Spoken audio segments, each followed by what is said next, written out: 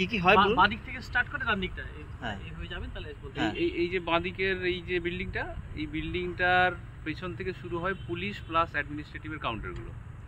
তারপরে ওই দূরে পশ্চিম দিকে মোটামুটি সব পিলগ্রিম শেডগুলো থাকে। আর এইখানে বাস অ্যাপ্রক্স 450 থেকে 500-র মতো বাস থাকে, সব থেকে বেশি। হ্যাঁ, সব থেকে বেশি। এবার এখানের মেইন চ্যালেঞ্জ হচ্ছে এই যে ঘাস, এই ঘাস কাটা এবং জল।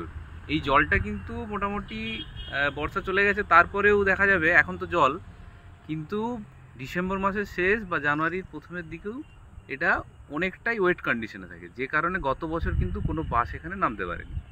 তো সেই কারণে পুলিশ থেকে অনেক প্রেশার এসেছিলো এবং অ্যাডমিনিস্ট্রেশন থেকেও, তখন বাধ্য হয়ে এবছর এটা আমরা যে আমাদের শোলিং এরিয়া এবং ঝামা এরিয়া থাকে, সেই ঝামা এরিয়াটা আমরা অনেকটা বাড়িয়েছি, যে কারণে এস্টিমেটটা অনেকটা কিন্তু বেড়েছে।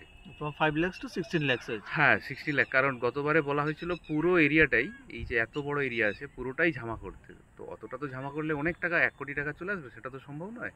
তো সেটা আমরা যতটা নমিনাল করা যায় সামান্যতম একটু একটু করে বাড়িয়ে ওইটা ওই 16 লাখে আমরা পৌঁছেছি। এবং ঘাস কাটার যে ব্যাপারটা, ওর মধ্যে কিন্তু ঘাস কাটার কস্টিংটা অ্যাড হয়েছে, কারণ এত বছর ঘাস কাটা হতো ওই বিডিও অফিস থেকে 100 দিনের কাজে।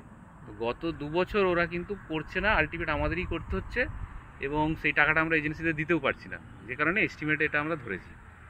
ঠিক আছে, এটা কাছে গেলে আরও ভালো বোঝা যাবে মানে ঘাসগুলো কত বড় বড় আছে। ওই গেট বন্ধ থাকার জন্য আমরা করতে পারছি না। গেটটা যেহেতু বন্ধ, সে কারণে ঢোকা যাচ্ছে না। ঠিক, এটা বের করে গেটটা যে বন্ধ সেটা দেখিয়ে দিই।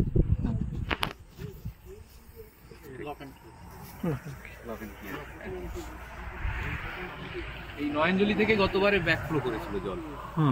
যে নয়নজলি আছে এখান থেকেও জল ব্যাকফ্লো করবে, মানে মাঠের জল, যে কারণে আরো মানে নামানোটা চাপ হয়ে যায়, পুরো মার্সি ল্যান্ড হয়ে যায় পুরো। ঠিক কনসাইন্ড হয়ে আছে। এইদিকে ওই যে নয়নজলি আছে টানা, এই রাস্তাটা আমরা ডেভেলপ করি অ্যাপ্রোচটা।